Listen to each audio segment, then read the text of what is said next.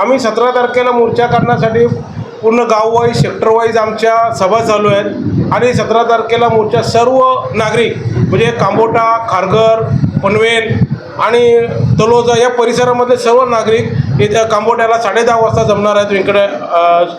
हॉटेलच्या जिथून जलवाहिनी जातोय त्या जलवाहिनीजवळ तो कॉक फिरवण्यासाठी येणार आहे.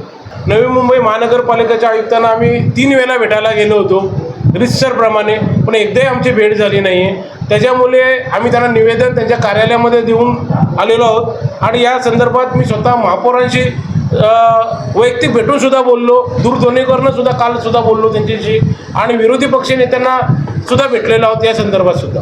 हो, काल मला त्यांच्या नवी मुंबई महानगरपालिकेचे महापौर आहेत त्यांचं फोनवरती दूरध्वनीवर माझी चर्चा झाली. त्यांचं म्हणणं तुम्ही एकदा गणेशजी नाईक साहेबांशी सुद्धा चर्चा करा.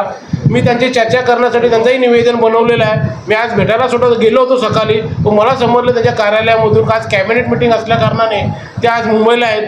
तर आज पत्रकार परिषद असल्यामुळे मी त्यांना भेटू शकलो नाही, पण साधारण या 2 दिवसामध्ये त्यांची मी भेट घेणार आहे. हो, त्यांना मी ऑलरेडी राज्याचे जे मुख्यमंत्री देवेंद्र फडणवीस साहेब आहेत तर त्यांच्याकडे पत्र दिलेलं आहे, रितसर ईमेलसुद्धा केलेलं आहे.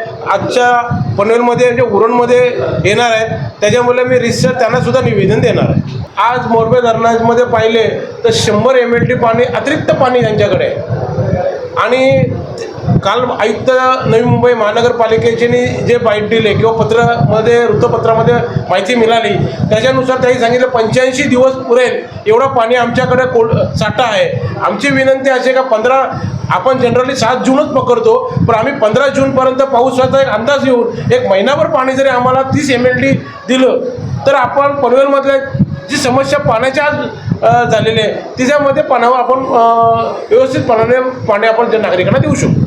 माझ्या चॅनलला सबस्क्राइब करा आणि बेल आयकॉन दाबा जेणेकरून तुम्हाला माझे नवीन व्हिडिओ मिळतील.